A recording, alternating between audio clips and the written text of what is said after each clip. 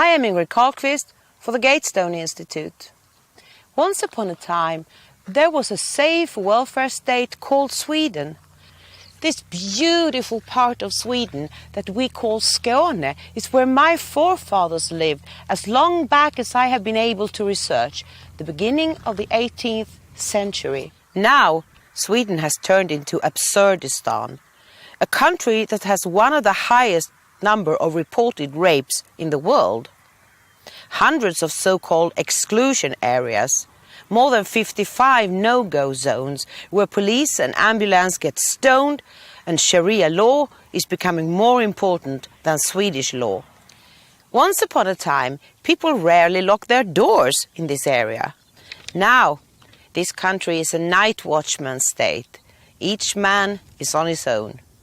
Last year, 163,000 asylum seekers came to Sweden, and even though we have since then introduced border controls, the prognosis is that somewhere between 70,000 and 140,000 will come this year, to a country with a total population of 9.5 million. In November last year, I interviewed salesmen from several security companies. They all said that there is a really high demand for alarm systems right now. One of them said, "It is largely due to the turbulence we are seeing around the country. People have lost confidence in the state. The police will not come anymore." One of the things that Swedes are most scared of is rape.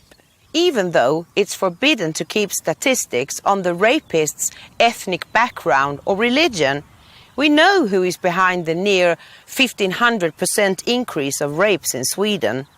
Almost every day we can read in the so-called alternative media about rapes against Swedish women and girls committed by asylum seekers or other migrants from the third world.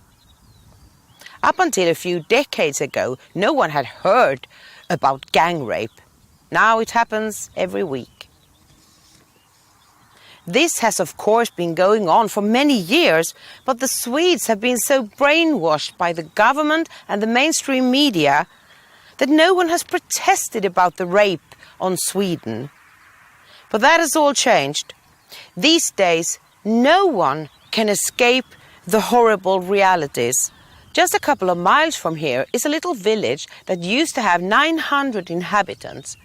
But last year the authorities placed 400 asylum seekers in that little village.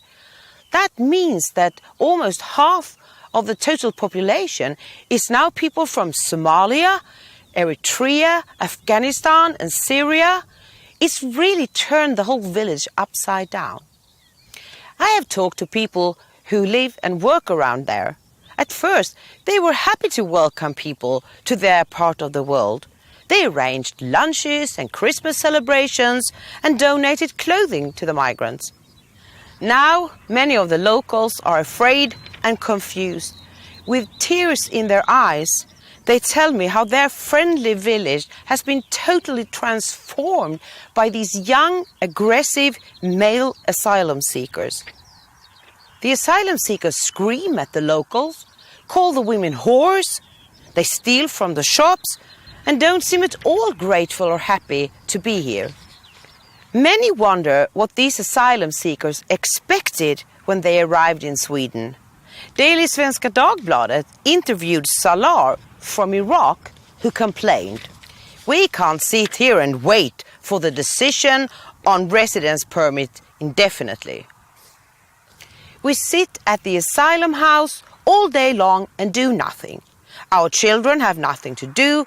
There is no playground here. And the food that is served here is strange. It doesn't at all look like the food we are used to." Salar is not alone.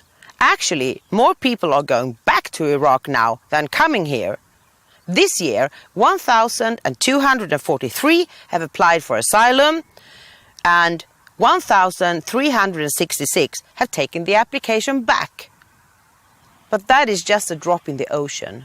The people here, they wonder if peace will ever come back to this place. This is Ingrid Carlqvist for the Gatestone Institute.